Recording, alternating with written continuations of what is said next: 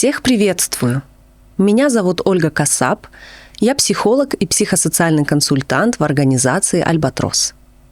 Сегодня я рада представить вам очередной выпуск нашего подкаста «Пункт назначения Германия», на котором мы пытаемся вместе разобраться с тем, как начать новую жизнь в новой стране.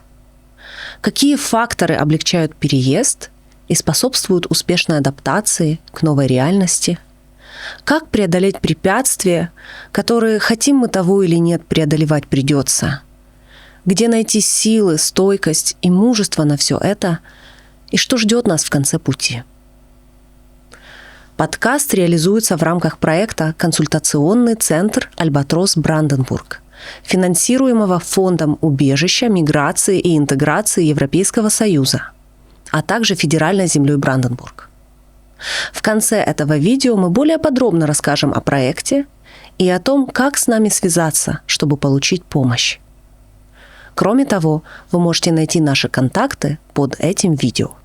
Гостья нашего сегодняшнего выпуска Ирина Мельникова, психолог, семейный терапевт и травматерапевт, медиатор, ведущая проекта организации АВО «Flexible Hilfe» по оказанию помощи беженцам из Украины в городе Потсдам. Ирина, спасибо, что вы сегодня к нам пришли, отозвались на приглашение поучаствовать в нашем подкасте. Очень приятно. Здравствуйте, Ольга. Спасибо, что пригласили. Я тоже очень рада здесь находиться. Я помню, когда я сама приехала в Германию 3 года назад, большая волна украинцев приехала, и, в общем-то, много разной помощи и поддержки было нужно людям. Я сразу попала в Потсдам как раз, и я помню, что как-то предложений по психологическим консультациям или каким-то мероприятиям психологического характера было, совсем немного. И то, что я чаще всего слышала, например, от каких-то своих знакомых, это что есть каждую среду встреча АВО для украинцев, которую проводит прекрасный психолог Ирина, и что там всегда такие интересные темы и очень много поддержки. И я очень... я заметила, что действительно многие достаточно быстро об этом узнали, ходили и очень позитивные отзывы оставляли о вас. И поэтому всегда хотела с вами лично встретиться, познакомиться. И когда наконец-то побывала у вас на встрече, то, в общем-то, я поняла, почему она была такой и остается такой популярной, интересной. Расскажите, как это вообще все началось, как вы к этому пришли? Во-первых, большое спасибо за крайне лестный отзыв. Как все началось, я, конечно же, расскажу. На момент начала войны в Украине я работала в организации АВО уже год, в отделе, который занимается помощью семьям в кризисе по заявкам Югентамта. То есть это семьи, где есть дети, с детьми что-то происходит, а дети – это всегда симптом того, что во всей семье что-то не так. Я была на тот момент и остаюсь сейчас единственная русско-украиноговорящая специалистка. И когда началась в Украине, руководитель АВО, председатель правления фрау Шверс пригласила меня и спросила, какие у меня идеи, как мы будем помогать людям. Она же, в общем-то, и подтолкнула меня к тому, что хорошо бы организовать индивидуальную помощь, индивидуальные консультации и какие-то группы самопомощи, где люди с одинаковой проблематикой, как беженство от войны, могли бы встречаться, помогать друг другу, обмениваться информацией. И, в общем-то, так родился проект психосоциальной помощи украинцам, волею судьбы оказавшимся в Потсдаме, не только в Потсдаме, в принципе, на встрече по средам может прийти к нам любой, кто оказался в доступности. И вот с марта 2022 года мы работаем. Кроме меня работает еще 2 коллег с украинским бэкграундом, которые занимаются социальной помощью, не психологической, а социальной, как то помощь с джоб-центром, с миграционной службой, с другими инстанциями, сопровождение на термины, переводы. Да, в общем-то, все. С чем не придут, с тем и примут. Но поскольку мое базовое образование университетское – это психолог, то у меня, конечно, акцент на психологическую помощь. Для того, чтобы работать по заявкам Югентамта, я специально прошла специализацию как семейный системный терапевт, и это мне очень помогает в работе. Ну и в связи с войной мне пришлось, в общем-то, я сделала это сознательно, меня никто не заставлял, обучиться травматерапии, как-то нарративная экспозиционс-терапия, это ноу-хау немецкий профессор университета разработал такую форму помощи человеку с травмой. Это вид краткосрочной психологической помощи. Ну и в прошлом году я получила специализацию как медиатор или посредник в конфликтах, что тоже, в общем-то, актуально и для помощи украинцам в том числе. Угу. То есть нашему проекту уже больше 3 лет. Да, мы встречаемся, как и прежде, по средам в Потсдаме, недалеко от главного вокзала. Да, все так же идут индивидуальные консультации. Вот мы еще живы, мы существуем, и к нам все еще обращаются. Это прекрасно. То есть это такая очень разносторонняя работа, и подготовка у вас разносторонняя. Да, потому что ситуация же и в самом деле непростая. Да. Тема беженства, тема переселения, есть, скорее всего, люди с весьма травмирующим опытом, да, те, кому нужно какое-то такое кризисное вмешательство. С другой стороны, я могу себе представить, что какие-то, скажем, общечеловеческие темы, семейные, да, отношения и так далее, они тоже никуда не пропадают. Да, и здесь иметь подготовку в разных направлениях – это очень важно. Да, именно так. Люди приезжают сюда от войны, но приносят с собой те проблемы, которые были у них дома. Они не рассосались, никуда не делись. Чаще, наоборот, они более четче проявились. Они даже вышли где-то на первый план, и приходится работать вот с тем, что есть, и использовать разные инструменты. Чем больше инструментов, тем выше вероятность, что какой-то подойдет. Можно ли сказать, что в большинстве случаев клиенты, которые к вам обращаются, они обращаются в той же степени или даже в большей степени с какими-то, да, вот такими, условно нормальными запросами, да, которые обострились в связи с войной, а не с запросами напрямую сугубо связанными с войной, как бы вы сказали? Я сказала, что да, так и есть. Большая категория людей, которые ко мне обращаются, это родители детей, в основном подростков. Тема «дети-родители», она была всегда, есть и, конечно же, будет.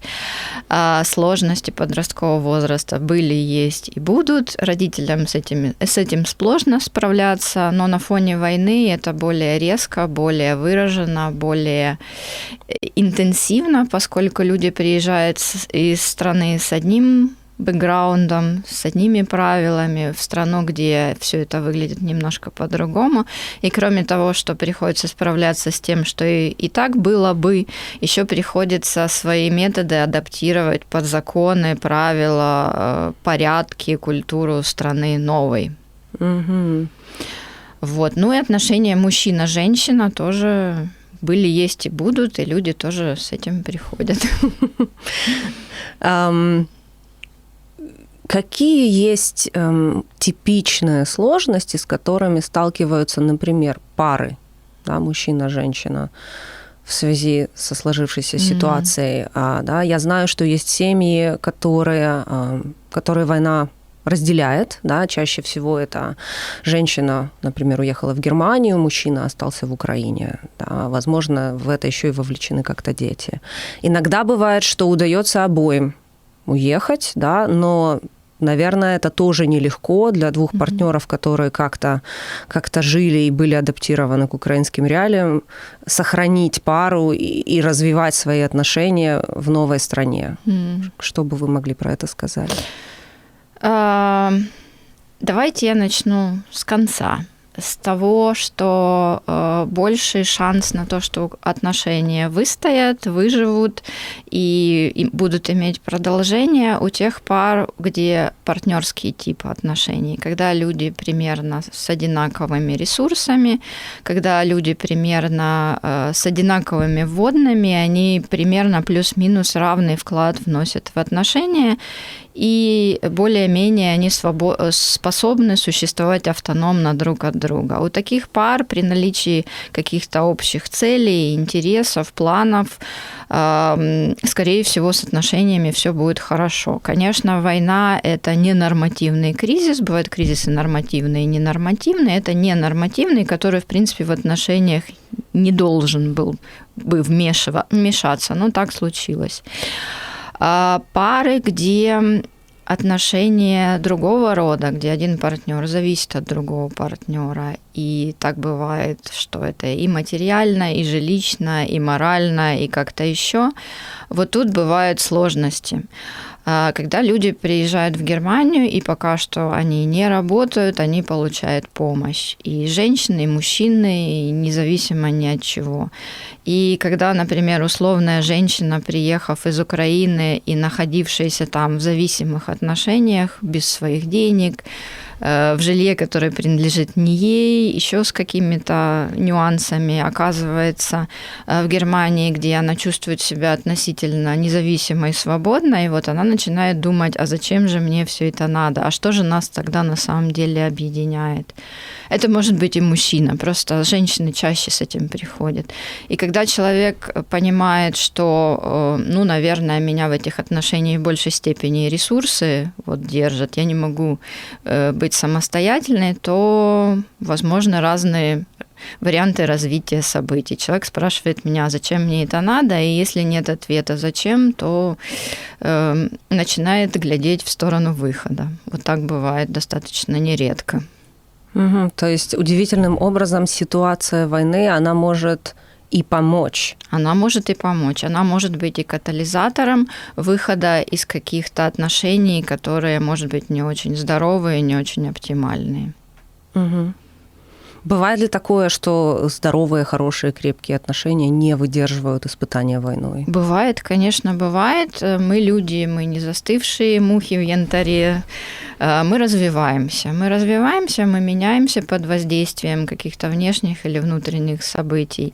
Иногда, когда мы в паре, мы это делаем не одновременно, мы это делаем в разных направлениях, с разной скоростью. И, конечно же, бывает сложно, да, если кто-то один вышел на другой уровень, а второй остался на прежнем, найти какие-то новые точки соприкосновения. Хочу еще спросить по поводу положения детей и подростков. Да? То есть для них это вообще такая ситуация, где они мало что решают. Да? То есть родители принимают решения о переезде, да, о том, например, какую школу посещать. Есть украинские дети, которые удаленно продолжают посещать украинские школы, или, по крайней мере, вначале это делали. Есть те, кто попали в немецкие школы. С одной стороны, дети могут быстрее адаптироваться, да, у них еще есть такая гибкость, в том числе в изучении языка, больше потенциала, да, казалось бы, им должно быть легче. Но, с другой стороны, наверное, не для всех детей легче, а для многих и сложнее. Особенно, может быть, для подростков, которые внезапно теряют весь свой круг друзей. Да, вот с чем чаще всего сталкиваются дети и подростки? Спасибо за ваш вопрос. Я считаю его очень-очень важным. Это в основном та тема, с которой я работаю. А когда люди меняют страну, возраст ребенка имеет значение. Самый неблагоприятный, самый вообще тяжелый возраст, когда стоит менять место жительства, это, конечно, подростковый. Начиная где-то с 9 лет. Вот и подросткового возраста есть 3 периода. Ранний подростковый – это 9-12. Потом идет у нас 12-17 и 17-19, по-моему. Вот подростковый возраст, вот этот вот весь, это самое неблагоприятное, да. А в это время у человека определенные возрастные потребности, определенные возрастные цели, они продиктованы даже биологически. Найти свою стаю, ответить себе на вопрос, кто я такой, отделиться от родителей, взглянуть на мир не через их глаза, а через свои собственные, да, то есть условно это метаморфоз, окукливание. В подростковом возрасте идет также интенсивный рост тела, и это требует сумасшедшего количества энергии. Даже подростки, которые не покидают свою страну, у них бывает спад успеваемости или там какие-то с поведением нюансы. Но это они находятся в своей стране, в своем контексте.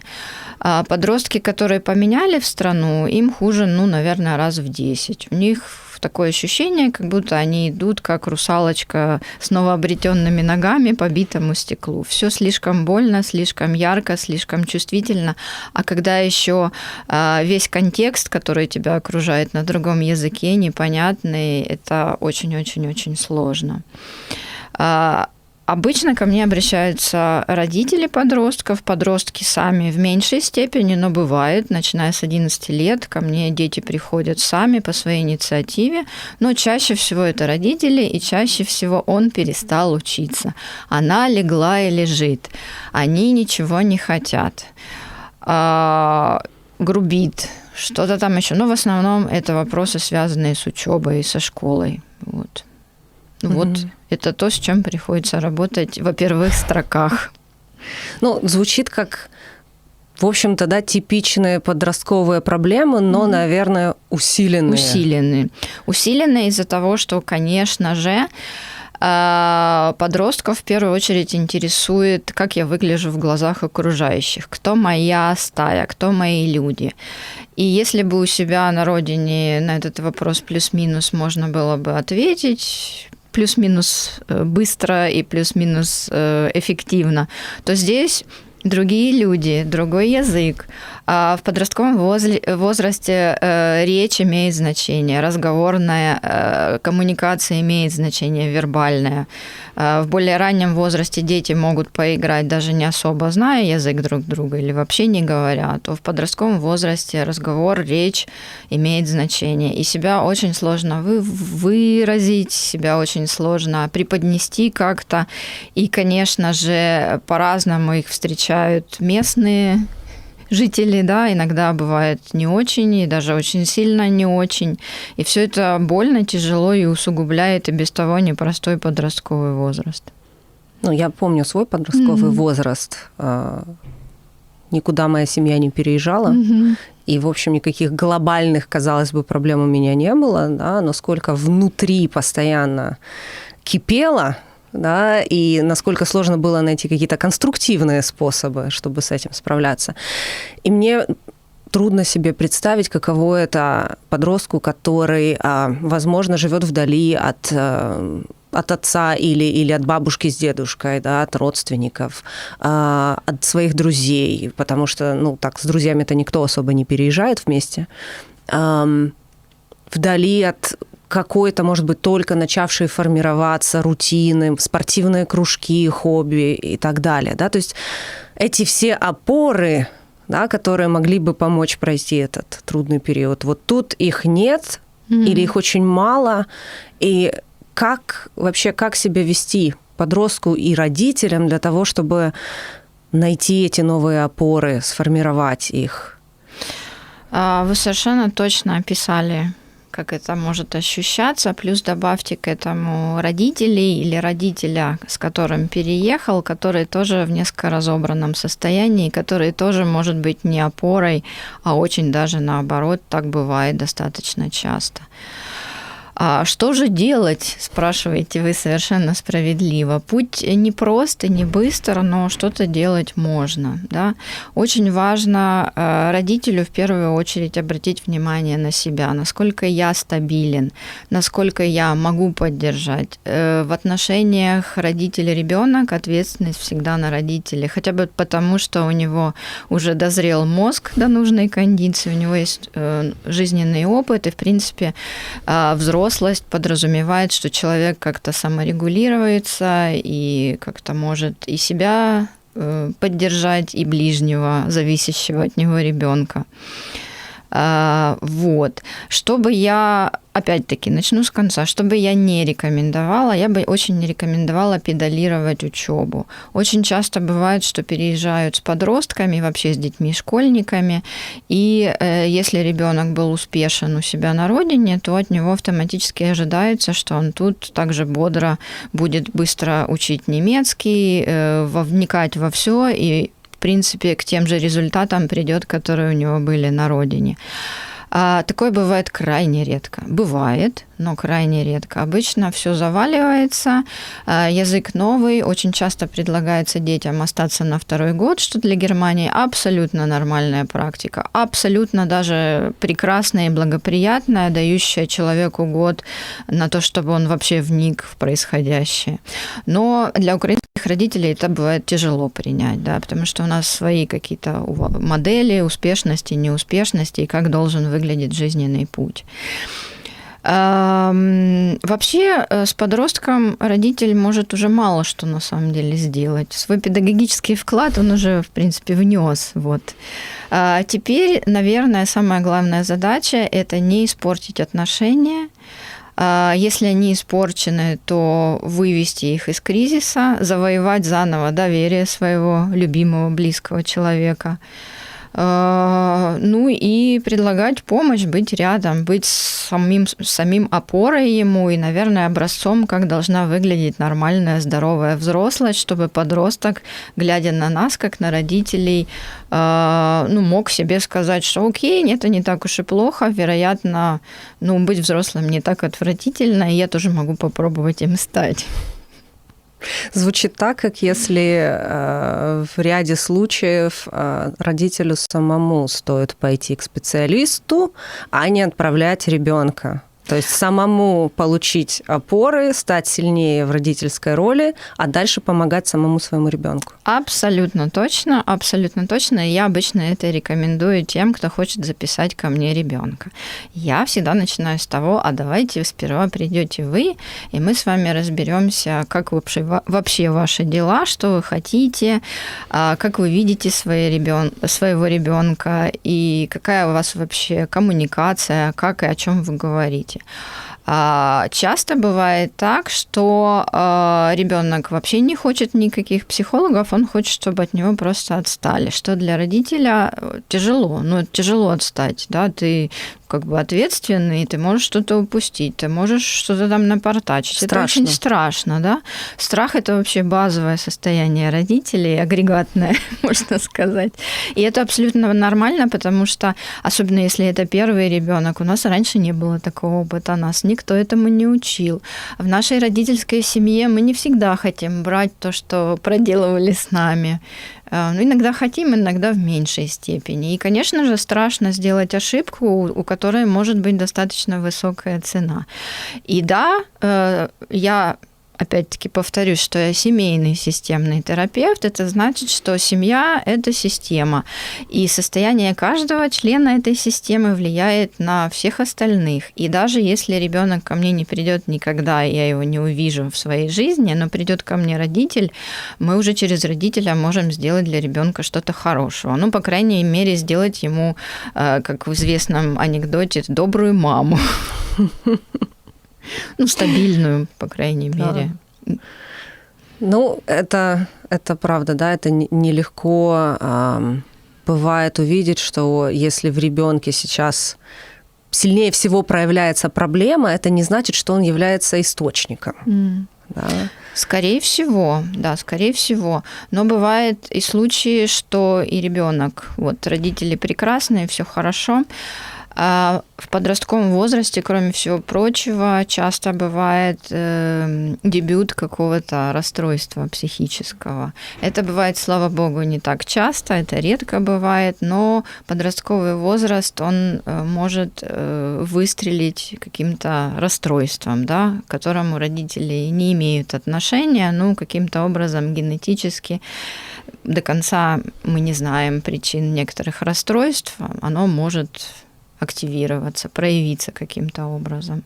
Вот. И тогда задача его распознать, диагностировать, как правильно, и адекватную терапию предложить.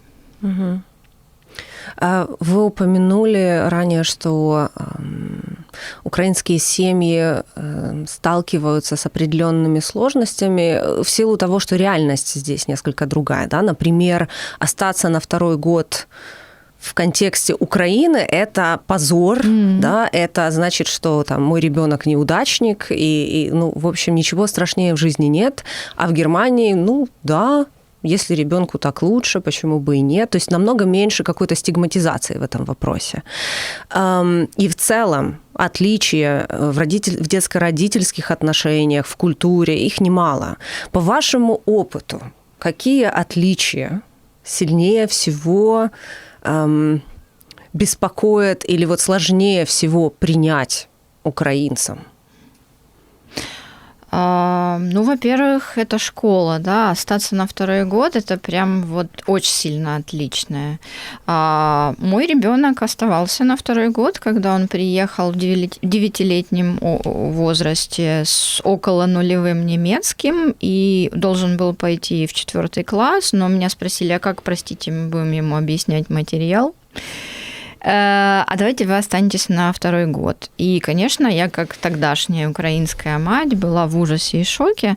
Ну, что ж делать-то? Ну, остался он на второй год, и я поняла, что это было очень хорошо и очень правильно. К слову, сейчас этот мальчик, который остался на второй год, у него сегодня день рождения, и он заканчивает университет. То есть второй год никак не повлиял на его жизнь неблагоприятно. А наоборот, повлиял благоприятно. Да, я считаю, что это было хорошо и правильно, это было уместно. И таких детей много, и немцы часто остаются на второй год сознательно, поскольку они видят свои оценки, и они не такие, как они хотели бы, и для них было более выгодно повторить год с более лучшим результатом. И это абсолютно окей, это вообще никого не беспокоит в принципе. Ну, плюс-минус, кого-то, может, и беспокоит, но в среднем нет. Что еще? Ну, есть такое слово волшебное «Югентамт», ювенальная служба, и она тут работает, на самом деле работает. Я имею с ней тесные деловые отношения. Она, по сути, мой работодатель. И права детей, такое слово есть «Kindeswohl», благополучие ребенка, тут очень серьезно бдится. То есть мы не можем тут дать ребенку по попе, подзатыльник или наорать на него, или как-то вот его давить. Да, все это запрещено. Тут есть СГБ-акт, книга гражданских законов номер 8, в которой описано все, что касается детей и молодежи. То есть, если в Украине было абсолютно нормально там на ребенка наорать, дать ему подзатыльник, там где-то там его подавить, придавить, то тут так не работает. Дети отлично знают свои права, они это в школе изучают. Вот, и, в общем-то, они знают, где искать защиты.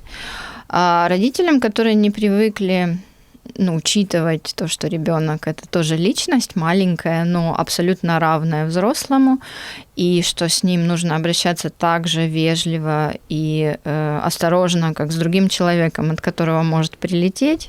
Вот, им бывает сложновато перестроиться, что как-то я такая сопля, а я буду его мнение еще спрашивать. И что это я ему по жопе дать? Что происходит вообще?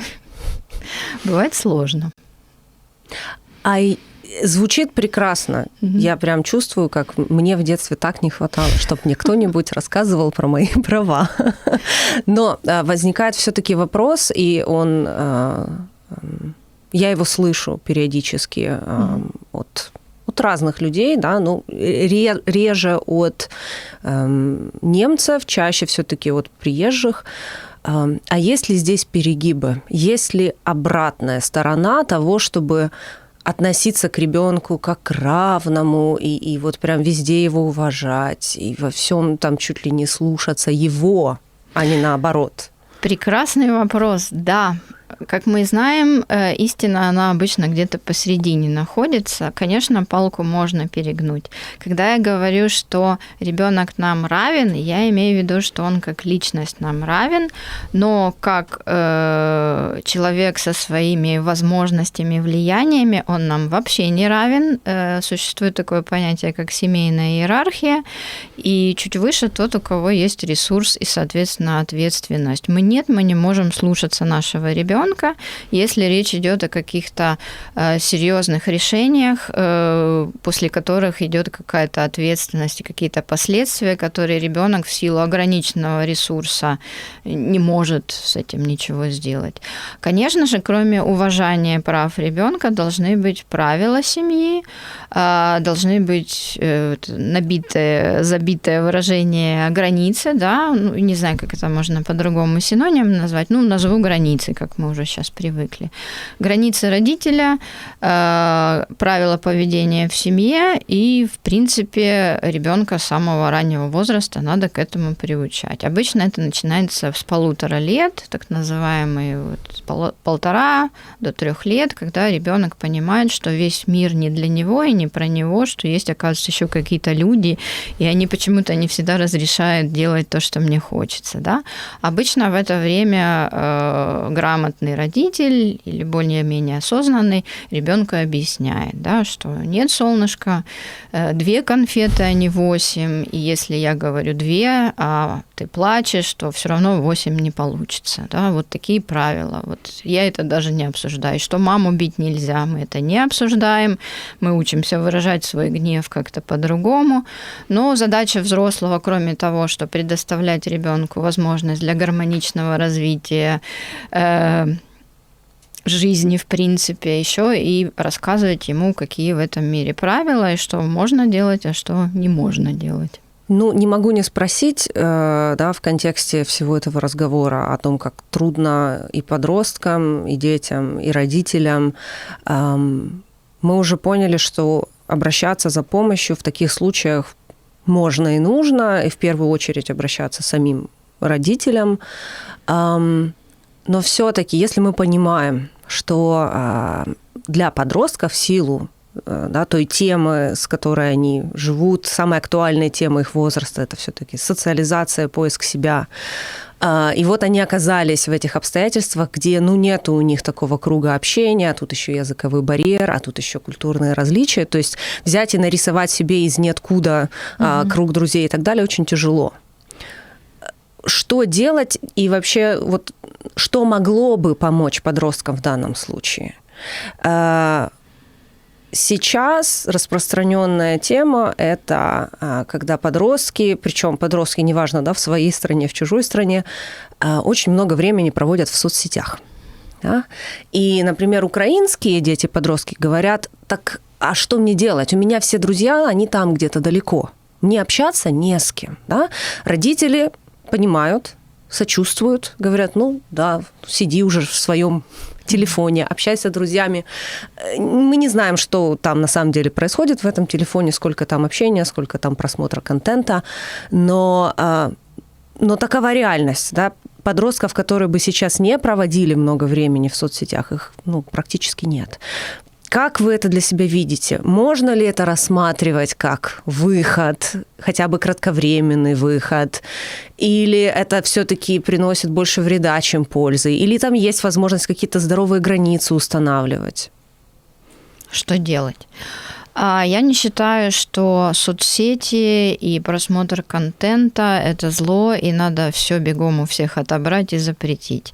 Взрослые люди делают фактически то же самое. Да? Не знаю, как вы, Ольга, но я тоже в соцсетях достаточно интенсивно. Я там и общаюсь, и работаю, и какие-то полезные вещи для себя почерпываю. Также и дети – это, собственно говоря, их двор, в котором я как ребенок гулял. Я гуляла во дворе, вы, вероятно, тоже в своем возрасте возрасте гуляли во дворе, а условный двор для наших детей это вот оно там, соцсети. Однако хорошо бы иметь хотя бы одного офлайн какого-то приятеля, знакомого, хотя бы одного. И где его взять? Ну, смотрите, из-за войны приехало достаточно много украинцев, и тут уже были русскоговорящие, дети, взрослые. Любому человеку, и маленькому, и большому, необходимо ощущение успешности хоть в чем-то. Хоть где-то он должен быть молодец и чувствовать себя признанным, чувствовать себя на коне. Поэтому я очень рекомендую и подросткам, которые сами ко мне обратились, и родителям, которые тоже переживают, найти какое-то комьюнити, где хотя бы раз в неделю встречаться с такими же, как ты сам, что-то делать вместе, какое-то общество, где тебя понимают, и, в общем-то, ты среди своих, среди равных. В моей жизни это было, и я очень благодарна тому обществу, в котором я оказалась на старте своей миграции, которая была непростая, и по опыту других людей я вижу, что нужно искать тоже какой-то офлайн, который подходит. Пусть это будет раз в неделю, не проблема, это не должно быть каждый день. Но хоть где-то за пределами школы, в которой человек не умеет по-немецки, и все смеются, или не смеются, но все равно некомфортно, должно быть место, где мне окей, и я знаю, что я в порядке, и я знаю, что ко мне нормально относятся. То есть это могут быть абсолютно любые хобби, спортивные активности, все что угодно, и это может быть или даже должна быть среда, где ребенок на своем языке может общаться. Да, совершенно верно. Это может быть что угодно, социально одобряемое, конечно же. Вот где есть свой родной язык, где вот та часть своей идентичности сохраняется, и тебя понимают, и тебе не надо напрягаться. По вашему мнению, хватает ли таких организованных каких-то групп мероприятий именно для украинских детей и подростков? Или есть потребность в том, чтобы было больше? Если вы меня спросите про город Потсдам, то я скажу, что надо бы. У нас раньше в рамках вот того проекта, которым я занимаюсь, была группа для подростков, но, к сожалению, моя коллега больше не имеет возможности ее предлагать, и у нас вот эта часть нашей жизни в Потсдамской открыта. Очень хотелось бы, чтобы была группа для подростков. Я знаю, что еще несколько моих коллег такое организовывают, но мы давно не общались, я не могу сейчас сказать, или эта группа до сих пор работает. Но то, что детям было бы неплохо что-то такое иметь, это точно. Для взрослых предложений больше, меньше, чем для детей? Ну, для взрослых, насколько я знаю, больше. Их хватает. Взрослые более самоорганизованы, да. Взрослые больше понимают, чего они хотят, как они хотят. Они уже сформировались, и им легче социальные контакты с нуля создавать и налаживать, в отличие от подростков, которые стеснятся, боятся. Ну, в общем, кто был подростком, все в основном были, мы знаем, какие противоречивые чувства могут испытывать подрастающие люди. Выйти в люди – это не само собой разумеющееся, это достаточно тяжело бывает. Мы сейчас с вами говорили про такие темы, которые, в общем-то, универсальны, да, но они просто усиливаются, когда люди оказываются в таких более сложных условиях. Но есть еще конкретно факторы, новые факторы, с которыми люди сталкиваются именно в силу переезда, в силу опыта поиска убежища. Например, новые жилищные условия, когда все живут в одной комнате или в общежитии, вся большая семья с бабушками и дедушками оказываются вместе, не может разъехаться, да? Ну, не может, ну, нет такой возможности. В Украине жили так, как удобно, у всех отношения были нормальные, приехали здесь, как селедки в банке, отношения испортились. Или там материальная сторона, да, не хватает денег на то, чтобы позволять себе такой необходимый отпуск или какие-то хобби, или отсутствие работы, либо же работы по профессии, да, так что, ну, для взрослых же это очень важно. да, реализовывать себя в профессии, тоже чувствовать себя какими-то ценными, сильными и так далее, а тут этого нет. Как бы вы сказали, большую ли долю влияния привносят эти факторы? О, да, конечно, большую, потому что это вообще все новое. То, с чего вы начали, про жилищные условия, да, любому человеку нужна, кроме близости к другим людям, еще и автономность, особенно подросткам, им нужно свое пространство. Ну и другим людям тоже, и старшего возраста, и больше молодого, кроме того, что я с другими, нужно еще время, я сам по себе, я сам с собой. Изменение привычного течения жизни, изменение привычных занятий, материального статуса и так далее, конечно, усиливают дискомфорт от миграции, которая сама по себе не сахар. Даже если это миграция в каких-то розовых тонах, в приятных обстоятельствах, то это само по себе непросто. А если это еще осложнено с ухудшением исходной ситуации, конечно, становится сильно хуже. Ну, то есть здесь могут и новые проблемы возникнуть, да, и старые усилиться. Да, могут и старые усилиться, могут и новые возникнуть, особенно если человек раньше не был в таких условиях, у него просто нет опыта. Если у человека жизнь была относительно благополучной, в относительном достатке, и тут он сталкивается фактически с нуждой, а навыков в этом жить нету, это бывает катастрофически тяжело. Ну, я даже не знаю, сколько миллион украинцев приехали в Германию в связи с войной, или даже уже больше. Ну, по грубым таким подсчетам, да, порядка миллиона плюс. Да, то есть это абсолютно разные истории, абсолютно разные судьбы. Есть те, у кого все, в общем-то, уже сложилось довольно неплохо с работой, с жильем и так далее. Есть те, у кого не складывается. Есть те, кто все эти 3 года живут, да, в этих местах проживания для беженцев и не могут... Ну, не получается, да, у них найти жилье. Есть те, кто выучил язык на достаточно достойном уровне, есть те, кто до сих пор, да, даже базовый разговор поддержать не могут. В силу разных причин, да, у всех действительно свои истории. Вопрос, который, вот он прям витает в воздухе, но задавать его тяжело, неприятно, деликатная тема, скажем так. С вашей точки зрения, да, как психолога, есть ли смысл определенным людям, у которых за 3 года не выходит здесь адаптироваться, да, ну, не справляются, возможно, внутренне что-то не пускает, да, не получается принять решение, что все-таки я хочу тут обжиться, да. Нужно ли им начать рассматривать для себя вариант возвращения? Есть ли случаи, когда возвращение – это лучший вариант, чем оставаться здесь и, в общем-то, держать жизнь на паузе? Это очень сложный вопрос, и я не могу на него ответить однозначно. Я могу понять, что у людей может не складываться по многим причинам с жизнью здесь и идти отторжение вообще всего происходящего. Однако в Украине по-прежнему идет война. Там по-прежнему что-то прилетает и гибнут люди. И что ставить, наверное, перед выбором, или я здесь все-таки живу, ну, как-то так, на паузе криво-косо, или я приезжаю туда, и я совершенно не защищена от того, что не прилетит в меня. А если у меня еще дети, что не прилетит в моих детей? Ну, вопрос приоритетов. Вот для меня вопрос все-таки жизни и безопасности стоит на первом месте.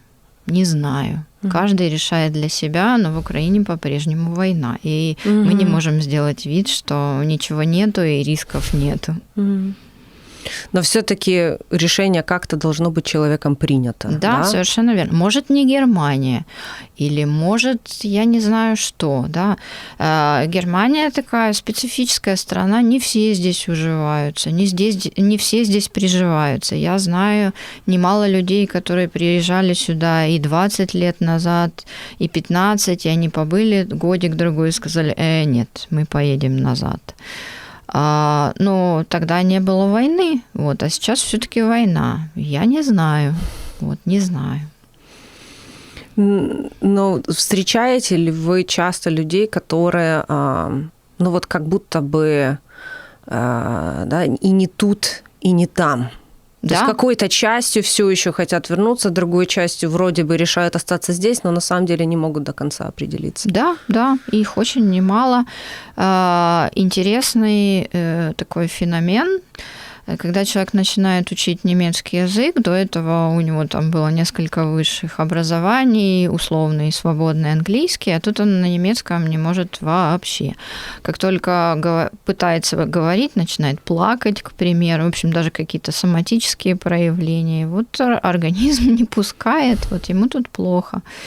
Да, очень бывает немало людей, которым здесь плохо, которые здесь не на месте. Ну, вот они тоже придерживаются точки зрения, что да, мы потерпим, ну, по крайней мере, здесь в нас не попадет чего-нибудь. Да. Терпеть 3 года, это, конечно, уже такой период. Вопрос. Видите ли вы определенную динамику изменений? Вот если посмотреть на состояние, в котором люди приехали, да, как беженцы, понятно, все новое, очень тяжело, максимальный стресс, надо адаптироваться, да, потом все-таки спустя 3 года, ну не та же самая ситуация, да. С точки зрения психологического благополучия людей, какую вы видите динамику с момента начала войны и вот по сегодняшний день? Лучше, хуже, другие проблемы? Динамика есть, безусловно, все не застывшее, все течет и меняется, но она бывает разная. Она бывает как положительная, так и не очень. А в основном те, кто приехали сюда в 3 года назад, они пребывали в шоке, вот в такой острой стадии, да, все это было гормонально, на адреналине, на кортизоле, быстро-быстро суетились, что-то там делали, вот, а потом, когда оказались уже с понятным видом на жительство по 24 параграфу в каком-то жилье, с какими-то выплатами, с каким-то курсом. Вот начал вот этот гормональный фон меняться, и многие оказались в таком субдепрессивном, депрессивном состоянии. Ну, у всех догоняет по-разному, да, у каждого своя скорость, но вот если раньше было больше людей, которые были в шоковом состоянии, то сейчас в таком достаточно стабильно печальном. То есть некий упадок. Упадок, да. И, в общем-то, по моим наблюдениям, вот те, кто обращались ко мне, я замечаю, что я все чаще рекомендую обратиться к психиатру и обсудить возможность приема антидепрессантов, потому что долгое время человек дисфоричен, у него нарушение со сном, очень часто пищевое поведение страдает, и общая вот заторможенность, апатия, и также когнитивные функции по-другому работает. Поэтому мы выясняем, а не депрессия ли у человека, или тревожно-депрессивное расстройство. И, возможно, нужна и медикаментозная помощь. То есть в комбинации, так, чтобы человек и медикаментозную помощь получал, и, например, к вам или куда-то еще. Да, это оптимально, да, потому что все-таки адаптивные свои механизмы надо тоже поддерживать через какой-то вид терапии, который человеку оптимально подходит. Нам всем все разное подходит. Да. Ну, иногда без медикаментов не обойтись, но их всегда выписывает только психиатр, точно не я и не мои коллеги, у которых нет статуса психиатра. Да, то есть запрос достаточно высокий, да? А специалистов, пожалуй, не хватает. О, да. Особенно не пожалуй, а совершенно точно. Не хватает в силу языка или их вообще? Их вообще не так много. Вообще вход в медицинские профессии в Германии очень непростой во все. Но если это еще специалист с иностранным бэкграундом, и если речь идет еще о психиатрии, психотерапии, то это долго, дорого и больно. Поэтому, да, большой дефицит, и это известный науке факт, как говорится. Для немецких клиентов мне тоже бывает сложно найти специалиста на их родном языке в их родной стране. Хочу немножко сместить фокус на вас и вашу историю, да, потому что вы упомянули, как непросто человеку с иностранным бэкграундом идти здесь в профессию психотерапевта. Вы это сделали, да? Можете чуть-чуть рассказать про свой опыт? Вы мигрировали совсем в другое время, по другим причинам и так далее, да? Если коротко, то каким это было для вас опытом, с чем сложнее всего было справляться, и какие основные отличия у вашего опыта миграции от того опыта, который сейчас имеют украинские беженцы? Да, с удовольствием расскажу. Я сюда приехала 16 лет назад со своей семьей. На тот момент у меня был один 9-летний ребенок, сын, и 2 дочери. Одной было 2 с небольшим годиком, а вторая новорожденная. Мы приехали сюда из-за моего мужа, который получил рабочий контракт. Ну, а поскольку у меня родился 3-й ребенок, у нас с ним, я планировала сидеть в декретном отпуске.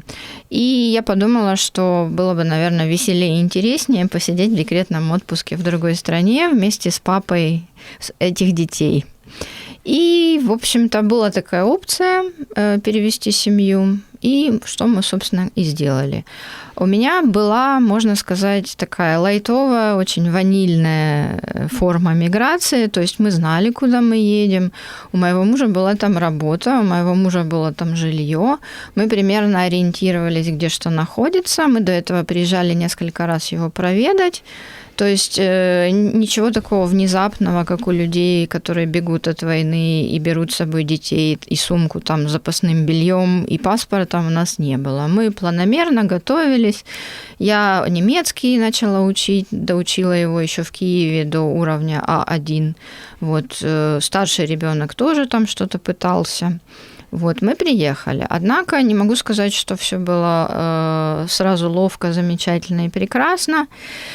Мы много говорим, мы, я имею в виду коллеги мои, я много говорим на тему, что для того, чтобы человеку хорошо себя чувствовать, ему нужно примерно 50% контекста, который его окружает каждый день, делать автоматически, особо не задумываясь. Да?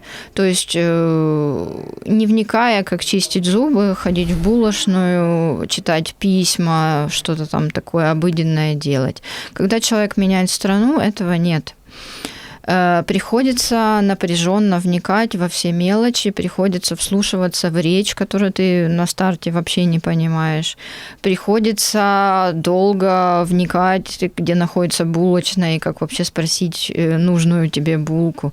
То есть тратится огромное количество энергии, и ты вроде бы ничего такого не сделал, но устал просто ужасно, да? Опять-таки социальные связи, которые были на родине, здесь приходится создавать с нуля, и это сложно, особенно если ты живешь с очень малым количеством возможных контактов на твоем языке, всякие бюрократические нюансы, всякие педагогические нюансы. В общем, очень много вещей приходится понимать, да? Учить их заново, и язык в том числе. Вообще первые 3-5 лет были достаточно тяжелые, должна я сказать. Если, живя в Украине, в Киеве у себя дома, я могла сказать, кто я такая, чем я занимаюсь, что происходит, где мои друзья, плюс мама с папой, то в Германии на вопрос, а чем ты занимаешься, я зависала. Я не знаю, чем я детей выращиваю. А по профессии ты кто? Да, это сложно. Это кризис идентичности, который сопровождает любого мигранта, неважно, по какой причине он оказался в другой стране. Сложности с ответом на вопрос, а кто ты такой вообще? Что мне помогло? Ну вот помогла достаточно расслабленная семейная обстановка. Помогло то, что мне не приходилось там решать какие-то вопросы с джоб-центром, потому что муж работал. Да, я могла спокойно детей отправить в садик, пойти спокойно на курс немецкого языка, спокойно его выучить и, в общем-то, спокойно найти работу без толкания меня в спину, в шею. Все было относительно спокойно, но непросто. Самое тяжелое было это язык. Поскольку на своем родном языке, как мне кажется, я говорю достаточно ловко, мне очень сложно было говорить плохо на немецком. Вот это вот ощущение, что ты говоришь как 3-летний, оно очень тяжелое для человека, который привык и писать какие-то работы, и достаточно неплохо оперировать всем великолепием родного языка. Это ужасно сложно. То есть нужно где-то превозмогать себя, и вот это неприятное ощущение, что я как ребенок. Вот это неприятное ощущение, как я ребенок, слишком многого ожидать от себя, вот это вот наши враги. Да, приходится смириться, что поначалу хорошо не будет, и не будет достаточно продолжительное время. Язык ложится в голову не быстро, на это нужны годы, и выучить его вообще весь немецкий до конца просто невозможно. Просто невозможно. Да и немцы не все его знают, так что, будем честными. Объективно, в Германии, вот по моим наблюдениям, немцы достаточно поддерживающе относятся к тем, кто учит язык. Там, по сравнению с какими-то другими, скажем так, странами Европы, где больше про это шутят или даже там раздражаются.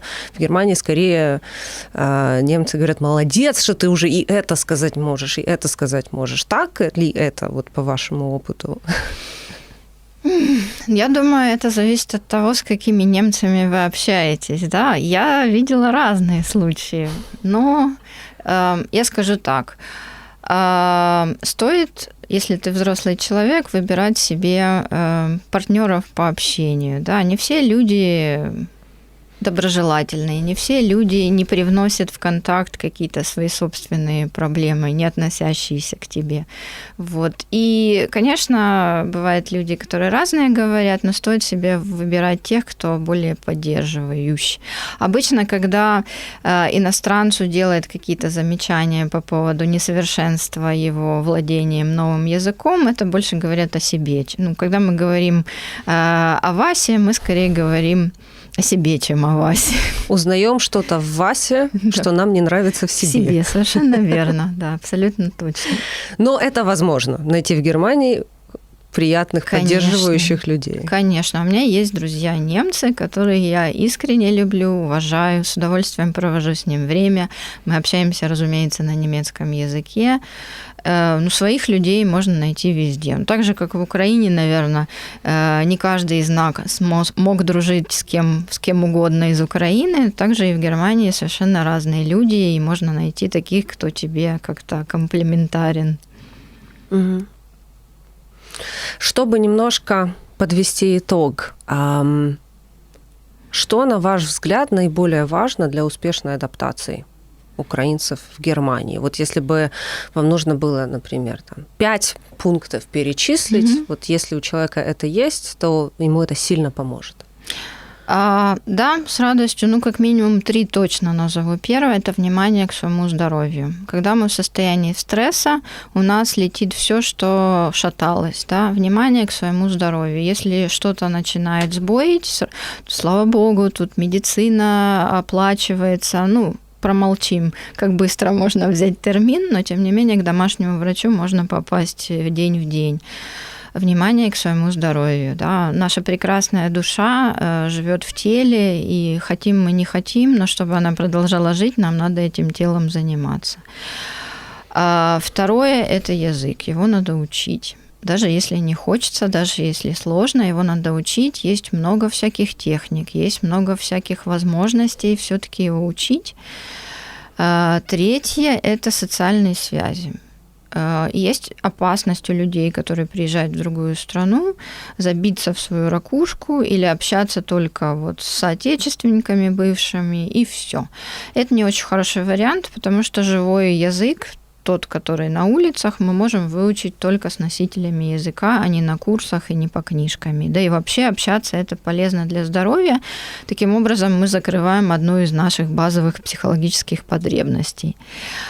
Что еще? Обязательно нужно дать себе время. Вот, обязательно нужно отколебаться от себя немножко. Вот все высокие какие-то требования, которые мы к себе предъявляли на родине, и если мы продолжаем их предъявлять себе в новой стране, они могут нас вогнать в серьезные проблемы.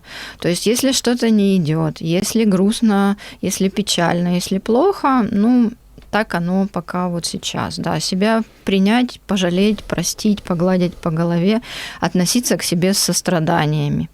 И дать себе время. Да, время нужно, чтобы наш мозг успел все это обработать, принять, разложить, создать новые связи. Это все очень-очень важно.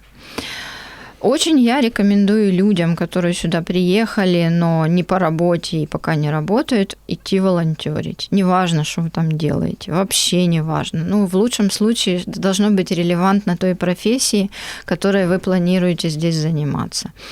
В Германии очень серьезно относятся к волонтерству. Это, во-первых, очень хороший жирный пункт в резюме для будущего трудоустройства. Во-вторых, это связи.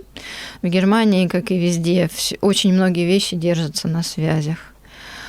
Это неплохо. Это занятия, это контакты, это что-то полезное. Иногда можно и что-то подзаработать таким образом. Да. Последним пунктом из 5, раз мы 5 ограничивались, я бы обозначила следующее. Все-таки Германия – это страна с богатой культурой, с богатой историей, с интересными традициями. Я бы очень посоветовала дать себе труд изучать это, вникать в это, в конечном итоге полюбить это. Когда мы что-то любим искренне, то нам легче в это вовлекаться, легче адаптироваться. В Германии есть что полюбить, но нужно дать себе труд присмотреться и открыть для себя какие-то грани местной жизни, которые могут зайти. То есть это наша собственная ответственность, это наша работа найти интересное, приятное, то, что откликается именно мне. Да, совершенно верно, да. Как вообще большая глубокая любовь происходит? Мы вникаем в человека, мы его изучаем, мы видим в нем что-то. К стране то же самое, ничего другого не делается. На первый взгляд может показаться, что как-то все не очень, а на самом деле нам так кажется, потому что мы не знаем. Может, и мы не в очень хорошем настроении просто вот ровно в этот момент. И поэтому нам вокруг ничего не нравится. Совершенно верно. Мы не в том настроении, и мы, в общем-то, не знаем это. Вот. А когда мы это, не знаю, что you name it, what, начинаем изучать, то, возможно, мы что-то и полюбим. Прекрасные рекомендации. Я очень надеюсь, что они наведут наших слушателей на какие-то идеи, да, чем себе помочь. И вообще, как мне кажется, много такой полезной и актуальной информации вы сегодня для них дали. Я очень вас за это благодарю. В конце хочу спросить, поделитесь ли вы какими-то контактами, названиями организаций или мест, куда можно людям обращаться, если им нужна помощь и поддержка, потому что вы в этой области давно работаете.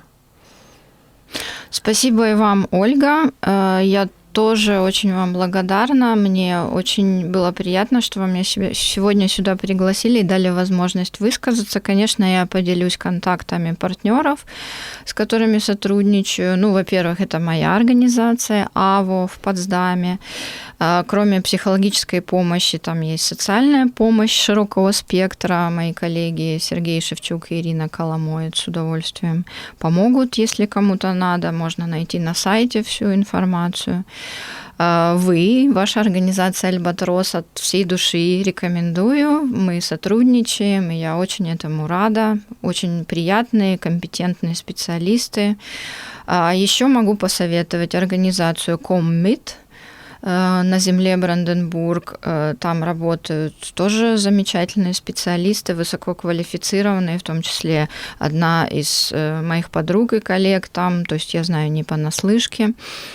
В Потсдаме есть еще Willkommen-центрум для мигрантов. Там много разных языков для всех мигрантов. Общие социальные вопросы, насколько я знаю. Дарья Уте, специалист, который на русском говорит. У меня положительный опыт в Потсдаме с диаконией. Там есть специалистка по юридическим вопросам. Она не каждый день там бывает, надо смотреть на их сайте. Диакони Потсдам на Бабельсберге. Кого бы я еще порекомендовала? Каритас порекомендовала в Потсдаме есть. Я не уверена, что там есть специалисты на русском, украинском, но на английском точно. Вот. Ну, вот это, наверное, то, что мне сейчас приходит в голову, это те специалисты, с которыми я работала. Еще я сотрудничала с организацией КИП, это Job Coaching, у них есть специалисты на русском, украинском языке. Можно поискать их контакты в интернете. Вот они помогают самоопределиться в рамках профессии и будущего трудоустройства. Прекрасно, да, то есть это какая-то часть, но это уже немалая часть, что действительно варианты есть, да. Если нужна где-то помощь, поддержка, не только психологическая, нужно искать варианты, они всегда найдутся. Мы обязательно разместим ссылки, информацию о перечисленных вами организациях у нас под видео, для того, чтобы нашим слушателям было легче найти об этом информацию. Еще раз вас благодарю. Большое спасибо за такой прекрасный, интересный разговор. Спасибо вам, Ольга. Я вас тоже благодарю от всей души. Надеюсь, это будет кому-то полезно. Удачи вам. Всего доброго. Спасибо взаимно. Спасибо, что были с нами. Подписывайтесь на наш канал, чтобы не пропустить следующие выпуски подкаста. И обязательно поделитесь ссылкой на него с теми, кому это может быть интересно и полезно. Не забывайте ставить лайки и оставлять комментарии под этим видео. Нам важна ваша обратная связь, и мы будем рады ответить на любые вопросы. Мы очень рады каждому слушателю подкаста «Пункт назначения Германия». Если вы сами приехали в Германию в поисках убежища, то вы не понаслышке знаете, как нелегко строить новую жизнь в чужой стране. Как много препятствий нужно преодолеть и сколько новых знаний нужно получить. На это требуется немало сил, стойкости и терпения. Поэтому мы поддерживаем всех беженцев, живущих в земле Бранденбург, и помогаем им на пути становления в Германии. Например, мы предоставляем консультации касательно системы здравоохранения Германии, а также предлагаем психологические консультации, чтобы помочь вам улучшить самочувствие и восстановить силы. Наши консультации совершенно бесплатны. Наши специалисты говорят на вашем родном языке, а все разговоры строго конфиденциальны. Более подробную информацию вы можете найти на нашем сайте albatros-bz.de, а также на нашем аккаунте в Instagram. Свяжитесь с нами. Мы будем рады вам помочь.